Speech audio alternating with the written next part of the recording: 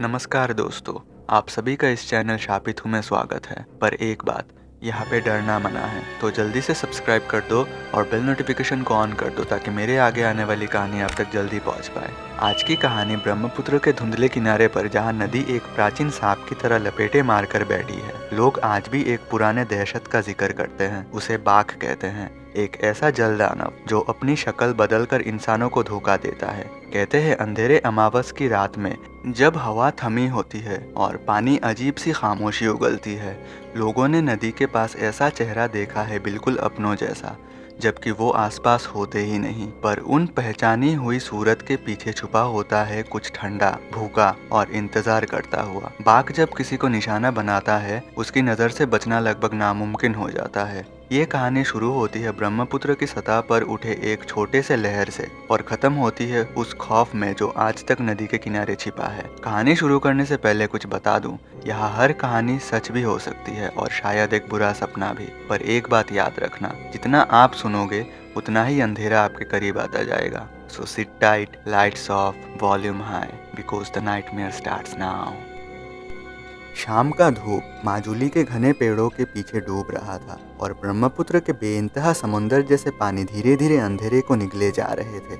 आज तीसरा दिन था जब रूपम, गुवाहाटी यूनिवर्सिटी का एक युवा रिसर्चर, माजुली पहुंचा था। बाहर से वो अपने वेटलैंड प्रोजेक्ट के लिए आया था, पर अंदर ही अंदर वो कुछ और ढूंढने आया था। वो सच जिसे लोग सिर्फ फसाना समझकर टाल देते थे। ये सच था बाघ का, वो जीव या साया या कुछ और, जो रात के समय नदी से आवाज़ लगाता था। आवाज़ किसी अपने की, किसी ऐसे की जिसके पुकारने पर कोई भी मुसीबत में पड़ जाए और फिर वो कभी लौट कर नहीं आता।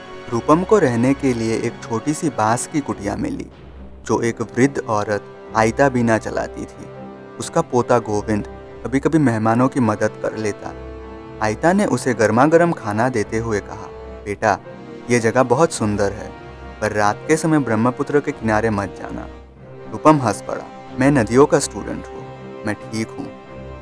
आयता की आंखों में अजीब सा डर चमका। बेटा, यहाँ अभी भी बाघ घूमता है, वो धीमी पर सही यकी आवाज में बोली। रूपम ने हंसना बंद कर दिया। बाघ, ये लोग कह रहे थे, पर बाघ आवाज देता है। आयता ने उसकी बात काट ली, किसी अपने की आवाज, और जिसने उसकी आवाज सुन ली वो पानी का हो जाता है। रूपम ने अपनी नोटबुक खोल ली। शायद यही सच था जिसके लिए वो यहाँ आया था। अगली शाम रूपम गोविंद के साथ वेस्टर्न बैंक पर गया। जब डूबती रोशनी का रंग पानी में घुल जा रहा था, रूपम अकेला मेजरमेंट लेने लगता है। थोड़ी देर बाद हवा बिल्कुल शांत हो गई। फिर एक आवाज आया, रूपम। रूपम सीधा खड़ा हो गया। ये आवाज उसकी माँ की थी। वो पलटकर चिल्लाया, माँ। पर किनारे पर कोई नहीं था, सिर्फ धुआं, हवा और ब्रह्मपुत्र की गहराई। फिर से आवाज आई, इस बार और करीब, रूपम बेटा इधर आओ। दिल रुकने जैसा हो गया। कैसे हो सकता है, माँ तो गुवाहाटी में थी। तभी गोविंद भागते हुए आया। आप कोई आवाज मत सुनो, बस चलो यहाँ से अभी। वो रूपम का हाथ पकड़कर पीछे खींचने लगा, पर गोविंद की आंखों में आंसू चमक रहे थे। ये आपकी माँ नहीं है भैया, ये बाघ है। अगले दिन रूपम उदासीन सतरा पहुंचा। वहां के बुजुर्ग साधु महाबाबू आता ने उससे मिलने का वचन दिया। रूपम ने पूछा, बाघ क्या होता है, इतना डरा क्यों जाता है उसके नाम से? महाबाबू आता ने नदी की तरफ देखते हुए कहा, बाघ नजरी रूप नहीं, बाघ भूख है। भूख? वो आवाज और चेहरों में बदलकर बुलाती है। रूपम ने पूछा, ये आवाज कैसी होती है? साधु ने उसकी आंखों में देखते हुए कहा, वो आवाज जिसे सुनकर तुम भागते नहीं बल्कि रोने लगते हो, अपने की आवाज। फिर उसने एक कठोर हिदायत दी, रात को किनारे मत जाना, और अगर कभी किसी अपने की आवाज सुनो, भाग जाना बेटा, कभी जवाब मत देना। रूपम ने हाँ तो कर दी, पर अभी भी उसका मन नहीं माना था। उस रात तेज हवा चल रही थी। बांस की कुटिया मानो हिलती हुई सी महसूस हो रही थी। आधा रात बीत गया था कि रूपम को लकड़ी के प्लैंक्स पर कदमों की आवाज सुनाई दी। कोई हट के नीचे घूम रहा था। फिर आवाज आई, धीमी, बिल्कुल प्यार से, रूपम दरवाजा खोल दे बेटा।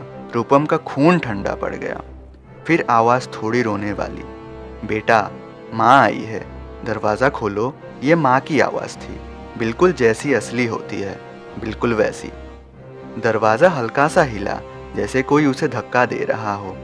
रूपम पीछे हटकर लैंटर्न उठाया। कौन है? दरवाजा और जोर से हिलने लगा। अचानक सब बंद, कदमों के चलने की आवाजें, दरवाजे का हिलना, सब कुछ। सिर्फ नदी की गूंज। सुबह गांव भर में अफरा तफरी मच गई।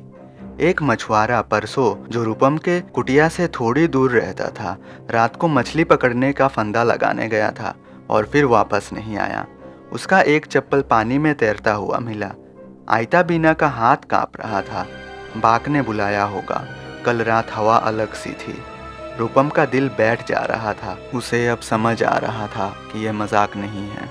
इस डरावने सच को आंखों से देखने के लिए रूपम ने रात को वेस्टर्न बैंक पर कैमरा लगाने का फैसला किया। गोविंद भी साथ गया, डरने के बावजूद।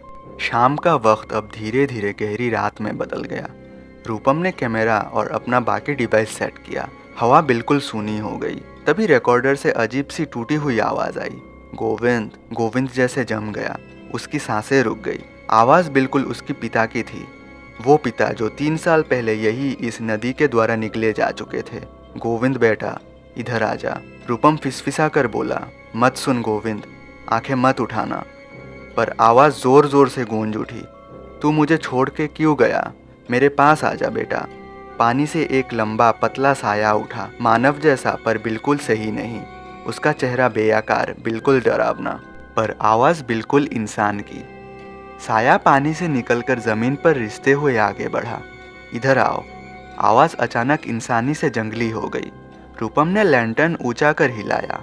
आग की रोशनी छटी और बाघ एक गड़गड़ाती चीख के साथ पीछे हट गया। भाग गोविंद। दोनों दौड़ पड़े। मिट्टी उनके पैर पकड़ रही थी। बाघ उनके बिल्कुल पीछे। पानी झकझक कर उछल रहा था। जब गांव की रोशनी दिखने लगी, आवाज और कदम बंद हो गए। बाघ गायब हो गया, जैसे कि वो हवा में घुल गया हो। रात को महाबाबू आता, रूपम से मिलने आए। तुमने उसे देख लिया, उसने धीरे से कहा। रूपम ने हल्के से हाँ में सर हिलाया। बाघ उन्हें छोड़ता नहीं जो उसकी पुकार से बचते हैं, साधु बोला। तुम्हें अगले अमावस से पहले माजुली छोड़ देना चाहिए। रूपम ने पूछा, अगर आवाज फिर आए तो? साधु ने गहरी सांस छोड़ी। आवाज से भाग जाना, नदी की तरफ देखना भी मत और कभी जवाब मत देना। अगली शाम रूपम फेरी पकड़ने गया। कोहरा इतना घना था कि पानी और आसमान एक जैसा लग रहा था। फेरी चल ही रही थी कि इंजन रुक गया। सब लोग घबरा गए। तभी कोहरे में से आवाज आई, रूपम। रूपम का दिमाग सुन्न हो गया। इस बार आवाज किसी अपने की नहीं थी। इस बार आवाज उसकी खुद की आवाज थी। रूपम लौट आओ, तुम मुझसे भाग नहीं सकते, और इस बार तो बिल्कुल नहीं। सब लोग चीखने लगे। फेरी का इंजन फिर से चालू करने की कोशिश होती रही। कोहरे के बीच एक लंबा साया उभरकर पानी पर खड़ा था, बिल्कुल वो जैसे उसने कल देखा था। रूपम ने कान बंद कर लिया। वो अपने आप से बोला, मत सुन, मत सुन। इंजन ने एक झटके से जान पकड़ी। फेरी तेज गति से आगे चल पड़ी और बाघ पानी में झट से गिरकर गुम हो गया। ब्रह्मपुत्र ने उसे वापस निकल लिया। रूपम बच गया, पर वो माजुली कभी वापस नहीं आया। कभी कभी गुवाहाटी में तेज बारिश के दिन जब हवा घर के खिड़कियों को हिलाती है, उसे लगता है कोई आवाज बुला रहा है, बिल्कुल उसकी खुद की, दूर से, या शायद उसके कान के बिल्कुल पास। रूपम, नदी के पास आओ। और वो चुपचाप प्रार्थना करता है कि वो कभी जवाब ना दे।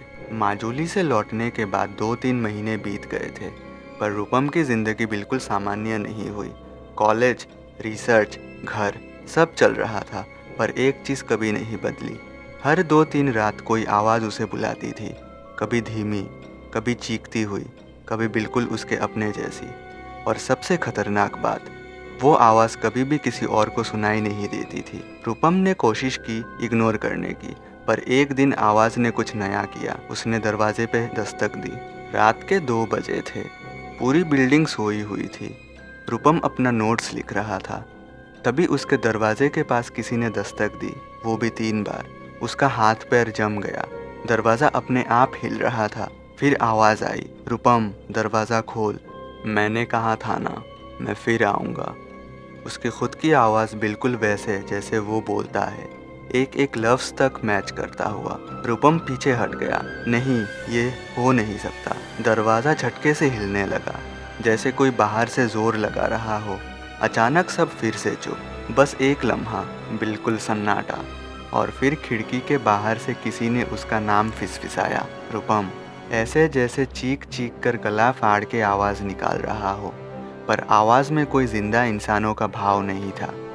रूपम ने दोनों कान बंद किए और कोने में बैठ गया। अगली सुबह जब धूप कमरे में आना शुरू हुआ, रूपम को लगा सब सपना था। पर जब वो बाहर चला, कॉरिडोर में एक छोटा सा कागज दरवाजे के नीचे दबा हुआ मिला। उस पर लिखा था, माजुली वापस आओ वरना मैं आ जाऊंगा। नीचे एक छोटा सा निशान था, एक गोला जिसके बीच से एक लंबी लाइन नदी की धार जैसी निकल रही थी। ये माजुली के साधु का निशान नहीं था, ये कोई और था, बल्कि बाघ का निशान। रूपम का दिल एक पल के लिए रुक गया। दिन गुजर गए, आवाज बढ़ती गई, कभी उसकी माँ की, कभी उसके दोस्त की, कभी उसके खुद की। एक दिन क्लासरूम में लेक्चर के बीच उसके कान के बिल्कुल पास कोई बोला, तुम्हारा वक्त खत्म हो रहा है। रूपम उठकर सीधे निकल गया। उस दिन रात को जब वो घर जा रहा था, ब्रह्मपुत्र के बीच क्रॉस करते वक्त उसने कुछ देखा। नदी के बीच एक इंसानी साया खड़ा था, पानी कमर तक, बिल्कुल सीधा, बिल्कुल बेजान। और फिर वो धीरे धीरे सर घुमाते हुए रूपम की तरफ देखने लगा। दूरी करीब 800 मीटर की थी, पर उसका चेहरा, उसकी आंखें बिल्कुल स्पष्ट दिखाई दे रही थी। आंखों में पानी का अंधेरा, होठ हिले और आवाज हवा से कटी हुई आई, माजुली या मौत। ब्रिज के लाइट्स एक एक करके जलने बुझने लगे। रूपम दौड़ पड़ा बिना पीछे देखे। रूपम ने तुरंत 17 कॉल किया, लेकिन किसी ने फ़ोन नहीं उठाया। दूसरे दिन वो खुद माजुली पहुंच गया, पर वहां पहुंचकर उसने देखा कि महाबाबू अता गायब हो गए थे। साधु लोगों ने बताया, आखिरी रात को उन्होंने उन्हें नदी की तरफ जाते देखा, पर अगली सुबह वो नहीं मिले। एक साधु ने दर्द से कहा, नदी जब किसी को बुलाती है, सबसे पहले वो उसे लेती है जो उसका राज जानता है। रूपम के गले से लफ्ज़ नहीं निकल रहे थे। एक छोटी कच्ची सी कुटिया में महाबाबू अता की पुरानी डायरी मिली। डायरी का आखिरी पन्ना फटा हुआ था, पर उसका आधा हिस्सा पढ़ा जा सकता था। बाघ बदल रहा है, अब वो आवाज़ों से ज़्यादा चेहरों का इस्तेमाल करेगा। और उसके ठीक नीचे एक और लाइन लिखी थी, अगर ये रूपम को मिल गया, उसका अंत निश्चित है। यह देखकर वो सीधा उस डायरी को रख के वहाँ से निकल जाता है गोविंद की तलाश में। गोविंद को ढूंढने के लिए रूपम उसके गांव गया, पर गांव आधा खाली था। बहुत सारे घर बंद, कुछ के दरवाजे खुले, पर अंदर कोई नहीं। एक बुढ़िया ने बताया, पिछली पूर्णिमा में नदी एक साथ 3 लोगों को ले गई, आवाज लगाकर। रूपम के हृदय की धड़कन तेज हो गई। क्या किसी ने आवाज पहचानी? बुढ़िया ने हाँ में सर हिलाया। एक माँ की आवाज थी, एक मरता हुआ पति, और तीसरा तुम्हारी आवाज जैसा। रूपम चौंक गया। मेरी आवाज? बुढ़िया फर्श पर बैठी, उसकी आंखों में डर का समंदर था। बेटा, वो अब तुम बनने जा रहा है। रात हो रही थी। रूपम और गोविंद, जो आखिर मिल ही गए, साथ नदी के किनारे गए। पानी का रंग बिल्कुल सियाह था, जैसे कोई राज छिपा हो। गोविंद ने धीमी आवाज में कहा, भैया, मुझे लगता है बाघ सिर्फ एक भूत नहीं।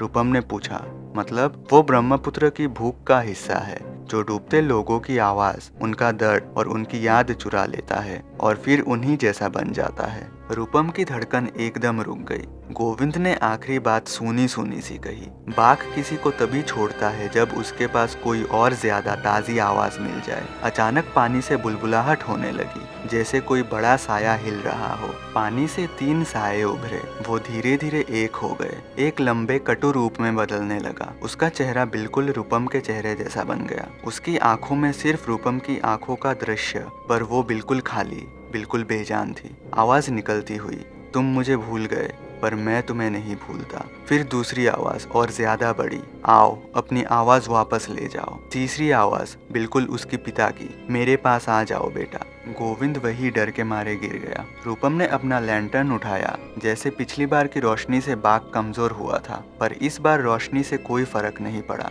बाघ आगे बढ़ता रहा। रूपम को तब समझ आया, बाघ ने इस बार उसकी रोशनी नहीं, उसकी आवाज चुरा ली है, और जिसके पास आवाज होती है, उसी पर बाघ का काबू होता है। बाघ चीखा, डर मत, अभी तुम मुझ में पूरे हो जाओगे। वो 2 टुकड़ों में टूटकर सामने आया, एक कंधा इंसानों जैसा और एक पानी जैसा लंबा गर्दन। रूपम को लगा अभी ये अंत है, पर गोविंद जोर से चिल्लाया, रूपम भैया, भागो, नदी की तरफ मत देखना। वही आवाज से रूपम का बेहोश होता मन झटके से वापस आया। वो गोविंद को पकड़कर दौड़ पड़ा। बाघ उनके पीछे चीखता हुआ आया। उसकी आवाज पूरे जंगल में गूंजने लगी। दोनों किसी तरह सतरा के मंदिर तक पहुंच गए। गेट बंद कर दिया। बाघ जमीन पर घिसते हुए टकराता रहा, पर मंदिर का धातु का दरवाजा उसे रोक रहा था। बाघ ने आखिरी बार आवाज लगाई, जो इतनी जोरदार थी कि हवा हिल गई। रूपम। फिर सब चुप, बिल्कुल अंधेरा, बिल्कुल शांति। गोविंद रो पड़ा। वो चला गया शायद, रूपम ने धीरे से कहा। गोविंद। बाघ गया नहीं, गोविंद ने पूछा। फिर कहाँ गया?